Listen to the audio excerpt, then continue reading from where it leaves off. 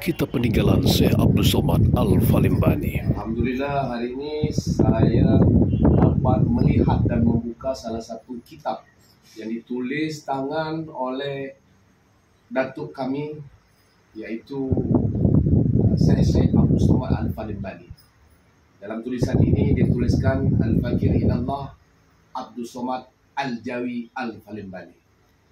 Ini sangat bermanfaat untuk menambah perbendaharaan sejarah Islam maupun ilmu-ilmu tahlil tasawuf di Nusantara. Ternyata ayah anda yang salah satu memegang kitab daripada datuk kami Syekh Abdul Somad Al-Falimbani. Ini ada Syekh Ismail bin Sulaiman. Terima kasih. Bismillahirrahmanirrahim. Ku mulai kitab ini dengan nama Allah yang amat murah lagi mengasihi akan hambanya.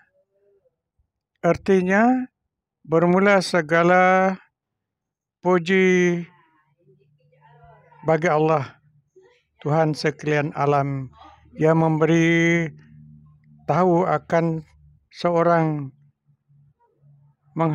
menghadap ia dengan dia kebajikan pada menjalankan segala akan jalan segala agama Saufi yang muhakkikin,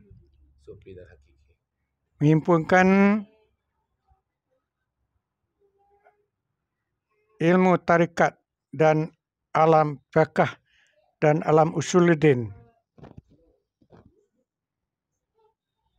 kepada mengenal akan dia dengan penglihatan iman dan yakin, dan rahmat Allah dan selamatlah ia atas penghulu kita Nabi Muhammad, yaitu penghulu segala anbiya, ia akan segala rasul, segala keluarganya dan segala sahabatnya yang adalah mereka ikut segala harapan, dan di atas yang mengikut akan mereka dan yang mengikut dengan berhak berbuat amal kebajikan hingga hari kiamat. Daripada terjemahkan akan kitab ini pada awal tahun 1194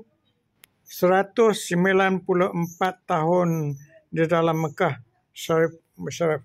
Dengan ini yang menterjemahkan akan dia yaitu Fakirillahi Ta'ala Abdul Somad Al-Jawi Palembang.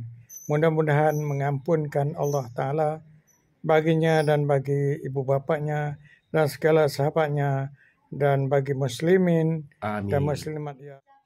Ini sekadar mukadimah bahwa ini adalah kitab tauhid, kitab tarikat yang dipegang oleh almarhum dalam usaha dakwah dan meningkatkan usuluddin dan seumpamanya.